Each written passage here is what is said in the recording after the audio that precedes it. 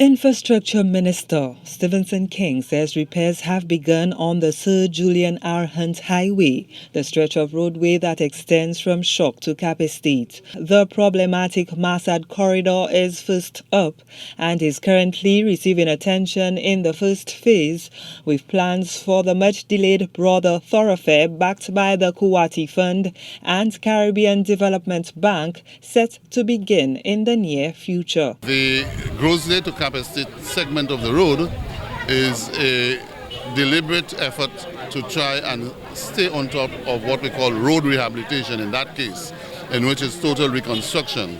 This is really the first phase of the total reconstruction of what we now call the Julian R Hunte Highway.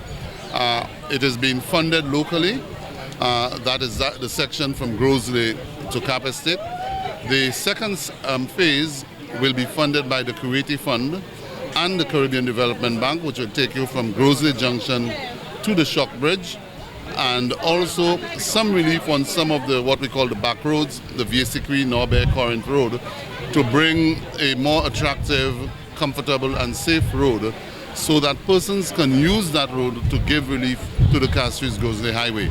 So these are some of the works going on. We're hoping in the new budget that we will have sufficient resources to continue some of the work.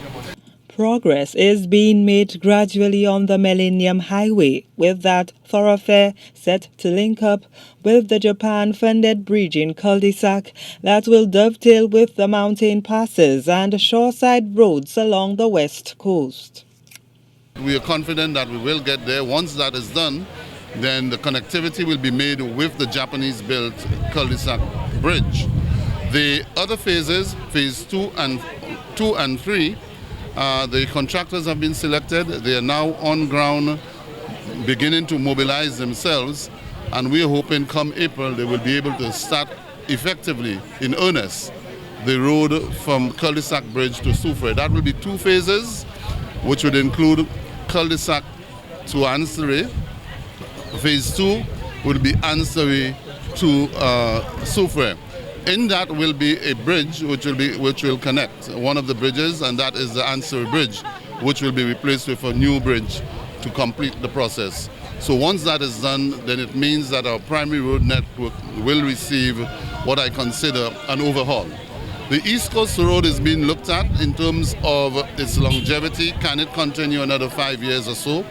But whatever the case may be, we will have to give some attention to the East Coast Road from Vieux-Fort all the way to the Badlil and back into the cul-de-sac basin. The infrastructure minister also gave assurances that the secondary roads, referred to locally as the back roads, will receive attention.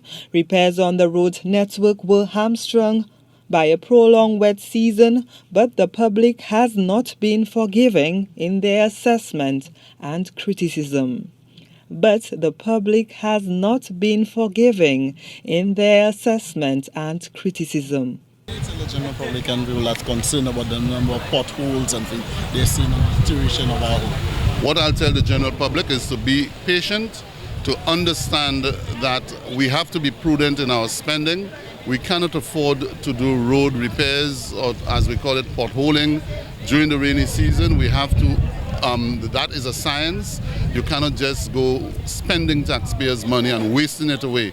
And so if they look around as we speak, we will see that we have intensified our work in terms of potholing throughout the island. On the west coast, we're on the west coast today. We have been on the east coast. We are going back on the Castries-Gros Islet Highway sometime next week just to do some what I call superficial work in terms of preempting the expansion of potholes. And in communities, we're also doing that. So we have been doing quite a bit. King says there will be an increase in the allocation in the upcoming budget for road repairs and maintenance, which includes potholing. Moreover, the fiscal timeline has been adjusted, with appropriations set aside for roadworks and the upkeep of infrastructure outside the start of the routine budgetary fiscal year. Gina Filippi, HTS News Force.